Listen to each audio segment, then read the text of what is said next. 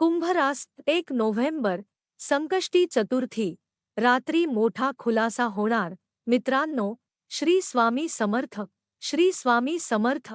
या वर्षी 01 नोव्हेंबर हा दिवस खूप खास आहे. या दिवशी करवा चौथ व्रत आहे. याशिवाय संकष्टी चतुर्थीचा उपवासही या दिवशी केला जातो. संकष्टी चतुर्थीचा उपवास गणपतीला समर्पित आहे. याशिवाय या दिवशी सर्वार्थ सिद्धी आणि शिवयोग यांचा संयोग आहे. सर्वार्थ सिद्धी योग 1 नोव्हेंबर रोजी सकाळी 6:33 ते 2 नोव्हेंबर रोजी पहाटे 4:36 पर्यंत असणार आहे. याशिवाय 1 नोव्हेंबरलाच दुपारी 2:07 पासून शिवयोग सुरू होईल. एकाच वेळी अनेक योगांची निर्मिती झाल्यामुळे या दिवसाचे महत्त्व अधिकच वाढले आहे. सुरुवात खूप व्यस्त असू शकते. या काळात नोकरदार लोकांच्या डोक्यावर कामाचे अतिरिक्त ओझे असू शकते, ज्यासाठी त्यांना अतिरिक्त वेळ आणि मेहनत घ्यावी लागेल. या काळात घरातील वृद्ध सदस्याचे आरोग्य देखील तुमच्या चिंतेचे प्रमुख कारण असेल. तथापि, या सर्व समस्यांमध्ये तुम्हाला तुमच्या आरोग्याची आणि नातेसंबंधांची विशेष काळजी घ्यावी लागेल. या काळात तुम्हाला नित्यक्रमात बदल झाल्यामुळे किंवा हंगामी आजारामुळे शारीरिक वेदना होऊ शकतात. जुना आजार पुन्हा उद्भवल्यास तुम्हाला हॉस्पिटलमध्ये जावे लागेल. तथापि, हे सर्व अडथळे असूनही आठवड्याच्या उत्तरार्धात धनप्राप्तीच्या साधनांमध्ये वाढ होईल. मात्र, त्या तुलनेत जास्त खर्च होणार आहे. या काळात कुटुंब आणि मित्रांचे सहकार्य मिळेल. परीक्षा स्पर्धेच्या तयारीत गुंतलेल्या विद्यार्थ्यांना अपेक्षित यश मिळविण्यासाठी अधिक मेहनत करावी लागेल. वैवाहिक जीवनातील एखाद्या गोष्टीवरून जोडीदारासोबत मतभेद होऊ शकतात. रोज हनुमत उपासना आणि श्री सुंदरकांडचा पाठ करा. तुमच्या प्रयत्नांमुळे तुम्ही आकर्षणाचे केंद्र राहाल. कठोर परिश्रमानंतर आता आनंद करण्याची वेळ आली आहे. यासोबतच आरोग्याचीही काळजी घ्या. उत्साह असणे हे यश मिळवण्याचे मुख्य रहस्य आहे. सध्या वडील किंवा तुमच्या शिक्षकासारखे कोणीतरी तणाव किंवा नुकसानीतून जात आहे. त्यांना भेट द्या आणि त्यांना समर्थन आणि सांत्वन द्या. यावेळी प्रवास देखील आवश्यक असू शकतो, त्यामुळे विलंब किंवा त्रासासाठी तयार रहा. तुमच्या जोडीदारासोबत वेळ घालवण्याची किंवा एखाद्याला जवळ करण्याची आणि तुमच्या मनात असलेली गुपिते त्यांच्यासोबत शेअर करण्याची हीच वेळ आहे. आध्यात्मिक मार्गांमध्ये तुमची उत्तरे शोधा. काही अनपेक्षित संपत्ती किंवा कदाचित वारसा लवकरच तुमच्याकडे असेल. भूतकाळातील समस्या सोडण्याची आणि नवीन व्यक्ती म्हणून उदयास येण्याची वेळ आली आहे. तुम्हाला आत्मपरीक्षण करण्याची गरज आहे आणि तुमच्या दुःखाला सामोरे जाण्याची हिंमत असली पाहिजे, जेणेकरून तुम्ही अडचणींना चांगल्या प्रकारे तोंड देऊ शकता. या आठवड्यात बदली, प्रवास किंवा रुग्णालयात जाण्याची देखील शक्यता आहे. यावेळी तुम्ही तुमच्या भविष्याकडे अधिक आशावादीपणे पाहण्यास तयार आहात. जास्त काम करू नका आणि या आठवड्यात तणाव निर्माण झाल्यास अनावश्यक सामाजिक संवाद टाळा. फक्त तुमच्या खास प्रिय व्यक्तींना, मित्रांना भेटा. हे तुम्हाला जीवनाकडे सकारात्मक दृष्टिकोनातून पाहण्यास मदत करेल. कोणतेही नुकसान किंवा आरोग्य संबंधित संकट या आठवड्यात तुम्हाला एक नवीन दृष्टिकोन देईल. एखाद्या आघात किंवा अपयशामुळे तुम्ही स्वतःला संघर्ष करत असल्याचे देखील पाहू शकता. तुम्हाला किंवा तुमच्या प्रियजनांना प्रभावित करणाऱ्या वैद्यकीय समस्या. त्यांना अजूनही संशोधन आणि व्यावसायिक वेळ आणि काळजी आवश्यक आहे. तुमचे मन ऐका आणि तुमची मानसिक अंतर्ज्ञान ऐका. या टप्प्यात तुम्हाला काही अनपेक्षित उत्पन्न किंवा वडिलोपार्जित मालमत्ता मिळण्याची शक्यता आहे. हुशारीने गुंतवणूक करा आणि विलासी किंवा तुमच्या वैयक्तिक आरोग्यासाठी धोकादायक असलेल्या गोष्टी टाळा. यावेळी तुम्ही उत्साही आहात आणि संपूर्ण जगावर प्रभुत्व मिळवू इच्छित आहात. पैसे मिळवण्यासाठी मोठ्या प्रमाणात गुंतवणूक करण्याचे संकेत या आठवड्यात आहेत. या आठवड्यात तुमचे लक्ष व्यवसायाकडे आहे. ऑफिसमधील ताणतणावामुळे तुम्ही थकून जाल. तुम्ही प्रयत्न करायला तयार असाल तर तुम्हाला आवडणाऱ्या लोकांकडे जा. तुम्हाला काय हवे आहे याची काळजी घ्या आणि ते शेअर करा आणि जे तुमचे नाही ते टाळा. वाईट किंवा व्यभिचाराचा मोह टाळणे तुमच्यासाठी यावेळी अत्यंत कठीण आहे. तुमच्या भविष्यातील आशा आणि स्वप्ने अबाधित राहण्यासाठी तुम्ही शहाणपणाने निर्णय घ्याल हे लक्षात ठेवा. हीच काही गुपिते शेअर करण्याची वेळ आहे जी तुमच्या आयुष्यातील एखाद्या खास व्यक्तीवर परिणाम करत आहेत.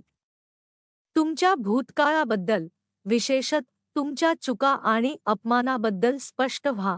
भूतकाळात तुमच्यासोबत असलेले वडील किंवा सल्लागार, तुमची बाजू आता सोडून द्या, जी तुमच्या विश्वासाला नवी दिशा देईल. कौटुंबिक समस्या प्रवासाच्या योजनांमध्ये अडथळा आणू शकतात. तुमच्याकडे जे आहे त्यात समाधानी राहा. आनंदी जीवन जगण्यासाठी हे पुरेसे आहे. सध्याच्या टप्प्यावर तुम्हाला थोडे अशक्त वाटू शकते पण कदाचित असे असेल कारण तुम्ही गेल्या काही काळापासून खूप काम करत आहात. तुमच्या आयुष्यात कोणीतरी खास आहे ज्याच्यासाठी तुम्ही कोणत्याही थराला जायला तयार आहात. तुमचे प्रेम आणि आपुलकी दाखवणे चांगले आहे परंतु जास्त खर्च करणे टाळा. तुमची व्यस्तता शेअर करणे वाईट नाही. एकूणच हा आठवडा गंभीर आणि निष्काळजी राहण्याबद्दल आहे. जीवनात वाट जी पाहत होता ती संपेल. तुमचे यश अवघ्या अंतरावर आहे.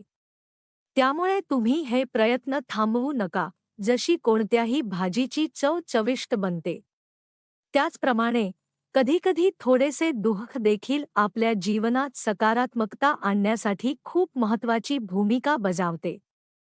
कारण जर आपल्या जीवनात दुःख नसेल तर कदाचित आपण आनंद आणि आनंदाची खरी किंमत अनुभवू शकणार नाही.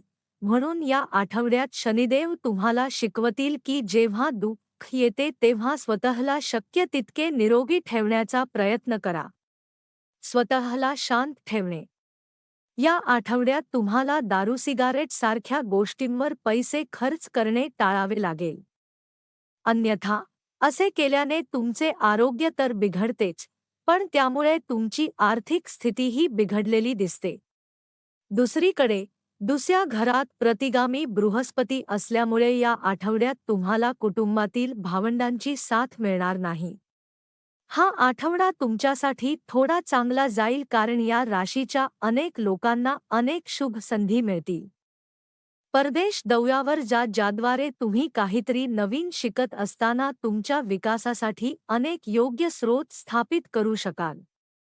विद्यार्थ्यांवर नजर टाकली तर या आठवड्यात बुध ऊर्जेच्या 8व्या भावात असल्याने सर्व विद्यार्थ्यांना आळस सोडण्याची सक्त सूचना देण्यात आली आहे. कारण या दरम्यान तुमची आळशी वृत्ती तुम्हाला अनेक लोकांच्या मागे लावेल. त्यामुळे येणाऱ्या काळात तुम्हाला समस्यांनाही सामोरे जावे लागू शकते. त्यामुळे तुमचा आळस सोडून काहीतरी नवीन शिकण्याचा प्रयत्न करा. रस्त्यावरच्या कुत्र्यांना खायला द्या. श्री स्वामी समर्थ हा मंत्र रोज संध्याकाळी 1 माळ करा. नंतर स्वामींचे ध्यान करा. काही भक्तमंडळी सज्जन लोक आपल्याला नक्कीच शुभ संकेत देतील. तुमच्या जीवनात ही व्यक्ती उगीचच हस्तक्षेप करणार व तुमच्या सर्व वाईट गोष्टी वर काढणार. त्यामुळे जीवनात या व्यक्तीला थारा देऊ नका व परिवार सुरक्षित ठेवा. कारण तुमचे जीवन अडचणीत येऊ शकतं. ही व्यक्ती म्हणजे एक टीकाकार असेल, मजा आणि आराम करण्याचा आहे.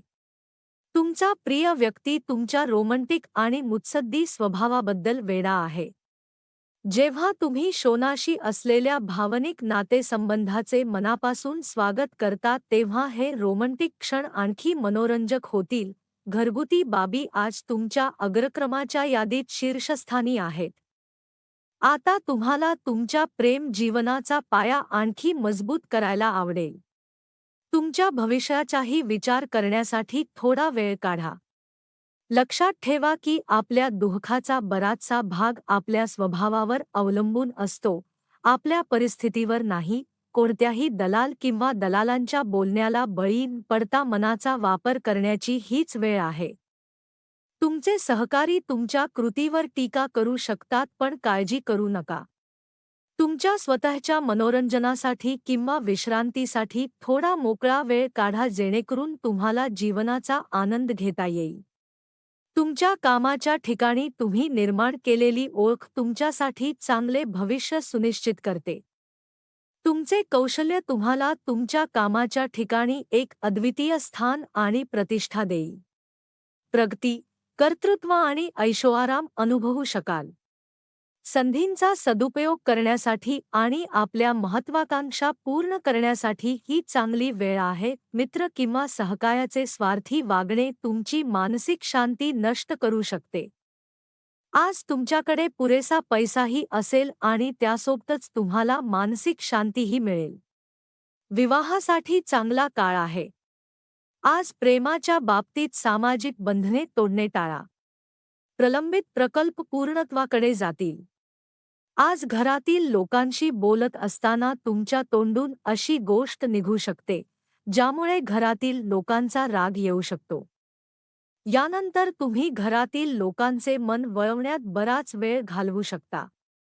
तुमच्या जोडीदारामुळे तुमच्या काही योजना किंवा कामात अडथळा येऊ शकतो, पण धीर धरा. तांब्याचे बांगडे धारण केल्याने आरोग्य चांगले राहील. काही गोष्टी आपल्या हाती नसतात, पण उरलेलं आयुष्य नक्कीच असते, त्यामुळे संयम ठेवा. काहीतरी शुभ वार्ता मिळेल. बाप्पा तुम्हाला एक शुभ संकेत देतील.